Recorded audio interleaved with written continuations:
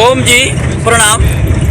आइए इस वीडियो में जानेंगे हिचकी से छुटकारा पाने के लिए चमत्कारी घरेलू नुस्खे क्या है। छिलका सहित लेकर कूट लें और उसे आधा लीटर पानी में उबालें।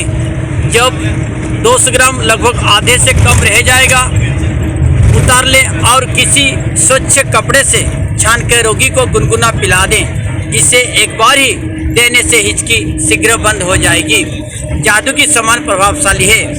अथवा ताजे अदरक के छोटे छोटे टुकड़े करके चूसने से पुरानी एवं नई तथा लगातार उठने वाली हिचकियां बंद हो जाती है। सभी प्रकार असाध्य हिचकियां दूर करने के भी यह अचूक औषधि है। अथवा हिचकी आने पर यदि दोनों कानों में उंगलियां डाल दी जाएं, कुछ विशेष तंत्रिकाएं अर्थात नर्वस सिस्टम में दबाव पड़ने से भी हिचकियां बंद हो जाती है। किसी एक प्रयोग करें। वीडियो पसंद आने पर लाइक करें, कमेंट करें, शेयर करें। यदि मेरा चैनल को सब्सक्राइब नहीं किए हैं जरूर एक बार सब्सक्राइब कर लें। नोटिफिकेशन बेल को भी क्लिक करें। इसी तरह मिलेंगे एक दूसरी वीडियो के साथ। सभी को ओम नमस्कार प्रणाम।